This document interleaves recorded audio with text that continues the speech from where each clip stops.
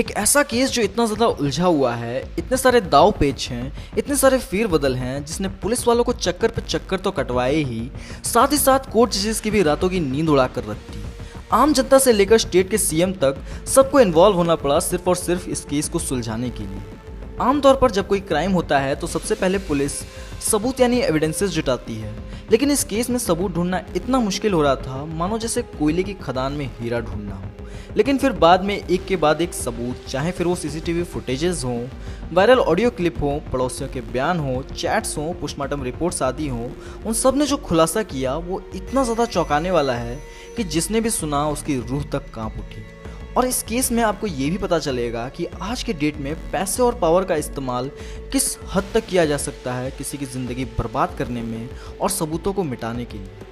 ये केस है ट्विशा शर्मा का, एक बेटी जिसके पिता ने उसे अपनी आंखों का तारा बना रखा था, एक लड़की जिसने अपने सपनों को पंख दिए, मॉडलिंग की, एक्टिंग की, तेलुगु इंडस्ट्री में अपनी एक पहचान बनाई, मिस पुणे का खिताब भी अपने नाम किया। एक ऐसी लड़की जिसकी मुस्कान के पीछे एक पूरा जहां बसता था। 25 दिसंबर 2025 में उसकी शादी एक लॉयर से हुई, जिसकी माँ एक रिटायर्ड डिस्ट्रिक्ट जज थी। एक प्रतिष्ठित परिवार में शादी, हर कोई सोच रहा था कि उसकी ज़िंदगी अब सेट हो गई है। लेकिन शादी के महज 5 महीने बाद ही एक ऐसी खबर आई जिसने सबको चौंका कर रख दिया। वो लड़की अपने ही घर में मृत पाई गई। उसके शरीर पर चोटों के निशान थे, गर्दन पर रस्सी के निशान थे। पुलिस ने इसे सुसाइड बताया, लेकिन परिवार ने मर्डर का आरोप लगाया। और फिर शुरू हुआ एक ऐसा सियासी और कानूनी संग्राम जिसने पूरे देश का ध्यान खींच लिया। ये कहानी है ट्विशा शर्मा की, जिसकी मौत ने बड़े सवाल खड़े कर दिए हैं कि क्या सच में एक सुसाइड था या फिर एक प्री प्लान्ड मर्डर। इस वीडियो में हम इस केस के बारे में फुल डिटेल में जानेंगे, तो मेक श्योर आप वीडियो के एंड तक बने रहें और रोजाना रिपोर्ट्स को सब्सक्राइब कर लें। और हाँ, कमेंट्स में एक बार we want justice for Twisha Sharma ज़रूर लिखें। कहानी शुरू होती है 12 मई 2026 की रात को। भोपाल के कोलार हिल्स इलाके में एक प्रतिष्ठित परिवार में घर में हड़कंप मच गया। ट्विशा शर्मा, जिनकी उम्र 33 साल थी, अपने कमरे में फंदे से लटकी हुई मिली। ट्विशा एक मॉडल और एक्टर थी और उत्तर प्रदेश के नोएडा की रहने वाली थी। उन्होंने 25 दिसंबर 2025 को भोपाल के रहने वाले समर सिंह से शादी की थी। समर पेशे से लॉयर थे और उनकी मां गिरिबाला सिंह रिटायर्ड डिस्ट्रिक्ट जज थी, जो भोपाल के डिस्ट्रिक्ट कंज्यूमर फोरम में अध्यक्ष भी थी, यानी कि एक बहुत प्रतिष्ठित और ताकतवर परिवार। लेकिन इस शादी में ट्विशा के साथ कुछ ऐसा हुआ जिसने उसके परिवार की दुनिया हमेशा हमेशा के लिए पलट कर रख दी। ट्विशा के परिवार ने जैसे ही यह खबर सुनी, उनके पैरों तले ज़मीन खिसक गई। परिवार ने आरोप लगाया कि ट्विशा को उसके पति समर सिंह और सास गिरबाला सिंह ने डाउरी के लिए फोर्स किया था। ट्विशा के भाई मेजर हर्षित शर्मा ने बताया कि ट्विशा ने मौत से ठीक पहले उन्हें फ़ोन किया था और अपनी परेशानियां बताई थी। उनके मुताबिक फ़ोन पर पीछे समर्थ की आवाज़ भी आ रही थी और फिर अचानक कॉल डिस्कनेक्ट हो गया। परिवार ने यह भी कहा कि ट्विशा के साथ मानसिक और शारीरिक रूप से शोषण किया गया था। पुलिस ने मामला दर्ज किया और भारतीय न्याय संहिता की धारा 80/2 यानी डाउरी डेथ और धारा 85 यानी उत्पीड़न और डाउरी प्रोहिबिशन एक्ट की धाराएं लगाई गई। एफआईआर में समर सिंह और गिरबाला सिंह दोनों के खिलाफ केस दर्ज हुआ। लेकिन यहाँ से कहानी ने एक नया मोड़ लिया। एफआईआर दर्ज होने के बाद से ही समर सिंह फरार हो गए। वे लगातार पुलिस को चकमा दे रहे थे। पुलिस ने उनकी गिरफ्तारी के लिए 10,000 रुपये का इनाम तक घोषित किया, जिसे बाद में बढ़ाकर 30,000 रुपये कर दिया गया। पुलिस की कई टीमें उनकी तलाश में जुट गई। साथ ही पुलिस ने यह सुनिश्चित करने के लिए लुकआउट सर्कुलर LOC भी जारी किया ताकि समर देश के बाहर न भाग सके। पुलिस ने अदालत से उनके पासपोर्ट को रद्द या सस्पेंड करने की मांग भी की। वहीं दूसरी तरफ गिरिबाला सिंह ने पहले ही एंटीसिपेटरी बिल के लिए अर्जी दे दी थी और निचली अदालत से उन्हें बेल भी मिल गई। एक रिटायर्ड जज होने के नाते उन्हें बेल मिलना अपने आप में एक बड़ा मुद्दा बन गया, क्योंकि ट्विशा के परिवार ने आरोप लगाया कि जांच पर प्रभाव डालने और सबूतों के साथ छेड़छाड़ करने की कोशिश की जा रही है। अब बात करते हैं पोस्टमार्टम की। ट्विशा के परिवार ने सबसे बड़ा आरोप पोस्टमार्टम पर ही लगाया। पहले पोस्टमार्टम में डॉक्टर्स ने मौत का कारण लटकने से दम घुटना बताया। रिपोर्ट्स में यह भी कहा गया कि उनके शरीर पर कई चोटों के निशान थे जो किसी बल प्रयोग से हुए थे। लेकिन परिवार के मुताबिक पोस्टमार्टम के दौरान सबसे बड़ी लापरवाही ये हुई कि इन्वेस्टिगेटिंग ऑफिसर ने वो रस्सी या बेल्ट ही पेश नहीं की जिससे कथित तौर पर ट्विशा ने फांसी लगाई थी। इस वजह से डॉक्टर्स गर्दन के निशान और फांसी से मौत के सामने के बीच साइंटिफिक मैच नहीं कर पाए। परिवार ने यह भी कहा कि पोस्टमार्टम रिपोर्ट में ट्विशा की हाइट गलत लिखी गई थी और कई बुनियादी जानकारियां भी सही नहीं थी। परिवार ने आरोप लगाया कि पोस्टमार्टम में हेराफेरी हुई थी और सबूत छिपाए जा रहे हैं। ट्यूशा की सिस्टर इन लॉ डॉक्टर राशि ओबरॉय शर्मा ने इसे बेहद संदिग्ध और घटिया काम बताते हुए ये कहा कि वो इस रिपोर्ट को स्वीकार नहीं कर सकती। ट्यूशा के परिवार ने दूसरा पोस्टमार्टम कराने की मांग की। वे चाहते थे कि पोस्टमार्टम एम्स दिल्ली में किया जाए। परिवार का कहना था कि भोपाल एम्स में जांच सही से नहीं हुई और संभवतः दबाव में की गई है। उनकी इस मांग को लेकर वे अदालत गए। 20 मई 2026 को भोपाल की एक निचली अदालत ने दूसरा पोस्टमार्टम कराने की पिटीशन को खारिज कर दिया। अदालत ने कहा कि वो दूसरा पोस्टमार्टम कराने का आदेश नहीं दे सकते, लेकिन शरीर को सुरक्षित रखने के लिए -80 डिग्री सेल्सियस पर स्टोर करने का इंतजाम देखने को कहा। समस्या ये थी कि भोपाल एम्स में सिर्फ -4 डिग्री सेल्सियस पर ही बॉडी को रखा जा सकता था, यानी शरीर का सड़ने का खतरा था। इस फैसले के बाद ट्यूशा के परिवार का दुख दोगुना हो गया। उनकी बेटी का शरीर मोर्चरी में पड़ा हुआ था और वे उसका अंतिम संस्कार तक नहीं कर पा रहे थे। परिवार ने हार नहीं मानी। उन्होंने मध्य प्रदेश के chief minister doctor Mohan Yadav से मुलाकात की और मामले में सीबीआई जांच की मांग की। किसानों और पूर्व सैनिकों ने भी इस मांग का समर्थन किया।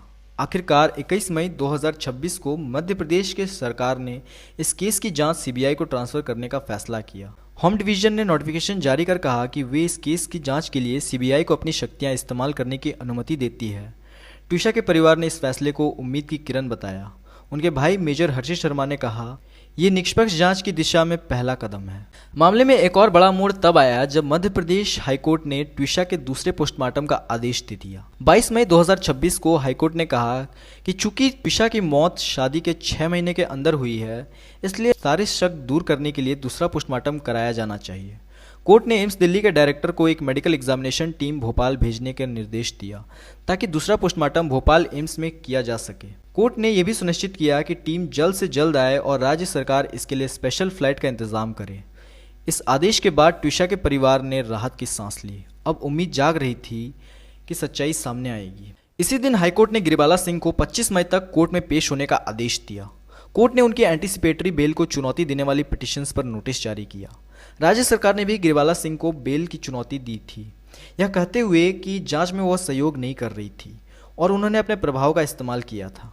पुलिस कमिश्नर ने बताया कि गिरिबाला सिंह को 3 नोटिस जारी किए गए थे, लेकिन वो 2 बार नहीं मिली। तीसरी बार नोटिस व्हाट्सएप और पोस्ट के जरिए भेजा गया था।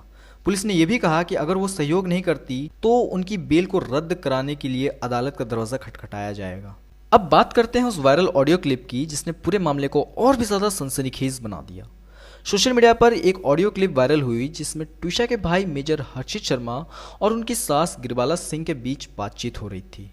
इस ऑडियो क्लिप में गिरिबाला सिंह ट्यूशा के किरदार पर सवाल उठाती हुई सुनाई दे रही थी। ट्यूशा के परिवार ने इस पर गुस्सा जताया और कहा कि ये उनकी छोटी और नीच मानसिकता को दिखाता है। परिवार ने आरोप लगाया कि गिरिबाला सिंह ने ट्यूशा की मौत के बाद भी उनके बारे में बुरा बोलना नहीं छोड़ा। ट्यूशा के कज़न मीनाक्षी शर्मा ने कहा कि इस ऑडियो में साफ पता चलता है कि ट्यूशा के साथ कैसा बर्ताव किया गया था। इसी बीच एक और बड़ा खुलासा हुआ। ट्यूशा के परिवार ने आरोप लगाया कि गिरिबाला सिंह ने 12 मई से 14 मई के बीच जजेस, IAS और IPS ऑफिसर्स, डॉक्टर्स, लॉयर्स और CCTV टेक्नीशियंस को करीब 46 बार कॉल किए थे। परिवार ने कहा कि जिस समय ट्यूशा की मौत हुई थी उस समय पर इतने सारे फ़ोन कॉल्स बेहद संदिग्ध है, खासकर CCTV टेक्नीशियंस को। गिरिबाला सिंह ने इस पर कहा कि ये फ़ोन कॉल्स सिर्फ शोक जताने वालों के लिए थे और CCTV टेक्नीशियंस को इसलिए फ़ोन किया गया था क्योंकि वो ये जानना चाहती थी कि घर के अंदर आखिर क्या हुआ था। उन्होंने ये भी दावा किया कि घर में लगे 8 CCTV कैमरास के टाइम स्टैम्प में 2 दिन और 2 घंटे और 20 मिनट का अंतर था, जो गलत मेंटेनेंस की वजह से हुआ था। परिवार ने पुलिस से इन कॉल डिटेल रिकॉर्ड्स और CCTV लॉग्स की जांच कराने की मांग की। साथ ही गिरिबाला सिंह ने ट्यूशा के खिलाफ और भी कई गंभीर आरोप लगाए। गिरिबाला सिंह ने मीडिया में दावा किया था कि ट्यूशा को मानसिक बीमारी थी और वो ड्रग्स की आदी थी। साथ ही गिरिबाला सिंह ने ट्यूशा के खिलाफ और भी कई गंभीर आरोप लगाए थे। गिरिबाला सिंह ने मीडिया में दावा किया था कि ट्यूशा को मानसिक बीमारी थी और वो ड्रग्स की आदी थी। उन्होंने कहा कि ट्यूशा गांजा लेती थी और सिजियोफ्रेनिया, जो कि एक मानसिक बीमारी है, उसकी दवाई ले रही थी। साथ ही यह आरोप लगाए कि वो 2 महीने की प्रेग्नेंट थी और प्रेगनेंसी से छुटकारा पाने के लिए वो बहुत सारे एबॉर्शन पिल्स लेती थी। पर पुलिस की जांच ने यह कहा है कि पोस्टमार्टम रिपोर्ट्स में ड्रग्स के इस्तेमाल का कोई भी सबूत नहीं मिला है। हालांकि अभी भी एक पूरी प्रॉपर रिपोर्ट आना बाकी है। ट्यूशा के परिवार ने इन आरोपों को उनके परिवार पर हमला बताते हुए खारिज कर दिया है। परिवार ने कहा कि वे खुद ही ट्विशा को वो पिल्स लेने के लिए फोर्स करते थे और ये बेबुनियादी बातें सिर्फ और सिर्फ जांच को एक गलत दिशा में ले जाने की कोशिश है। इस पूरे मामले में एक और महत्वपूर्ण घटनाक्रम हुआ। बार काउंसिल ऑफ इंडिया ने समर्थ सिंह को वकालत से तत्काल प्रभावी सस्पेंड कर दिया। एक लॉयर होने के नाते समर्थ के खिलाफ यह कार्रवाई बहुत बड़ी थी। बार काउंसिल ने यह फैसला ट्विशा की मौत के आरोपों के चलते लिया। साथ ही मध्य प्रदेश सरकार ने गिरवाला सिंह के खिलाफ ये जांच शुरू कर दी थी कि क्या वो कंज्यूमर कोर्ट की चेयरपर्सन बनी रह सकती हैं। एक रिटायर्ड जज के खिलाफ ऐसी कार्रवाई बेहद दुर्लभ है। लेकिन सबसे अहम सवाल ये है कि आखिर समर्थ सिंह का क्या हुआ। 22 मई 2026 को लगभग 10 दिनों तक फरार रहने के बाद समर्थ सिंह जबलपुर डिस्ट्रिक्ट कोर्ट में सरेंडर करने पहुंचे। उनके लॉयर ने बताया कि वे सरेंडर करना चाहते थे, लेकिन जब वो पहुंचे तब कोर्ट का समय खत्म हो चुका था और जजेस वहां नहीं थे। जबलपुर पुलिस ने उन्हें कोर्ट परिसर से ही हिरासत में ले लिया और फिर भोपाल पुलिस को सौंप दिया। पुलिस कमिश्नर ने बताया कि समर्थ को 24 घंटे के अंदर कोर्ट में पेश किया जाएगा। ट्विशा के परिवार ने इस पर कहा कि अगर समर्थ के पास छिपाने को कुछ नहीं था तो उसे पहले ही सरेंडर कर देना चाहिए था। उन्होंने कहा कि लोगों के समर्थन और दबाव के कारण ही समर्थ को आखिरकार आना पड़ा। दोस्तों, ये पूरा मामला अभी भी बेहद उलझा हुआ है, जिसके तार अभी तक सुलझाए नहीं जा सके हैं। सीबीआई जांच शुरू हो गई है। हाईकोर्ट ने दूसरे पोस्टमार्टम का आदेश दे दिया है। समर्थ सिंह पुलिस कस्टडी में है और गिरवाला सिंह की एंटीसिपेटरी बिल को हाईकोर्ट में चुनौती दी जा रही है। ट्विशा का शरीर अभी भी मोर्चरी में रखा हुआ है और उसके परिवार ने अभी तक उसका अंतिम संस्कार तक नहीं किया, क्योंकि वे सच्चाई के लिए लड़ रहे हैं। अब देखना होगा कि दूसरा पोस्टमार्टम क्या नतीजा देता है और सीबीआई इस केस में क्या सच्चाई सामने लाती है।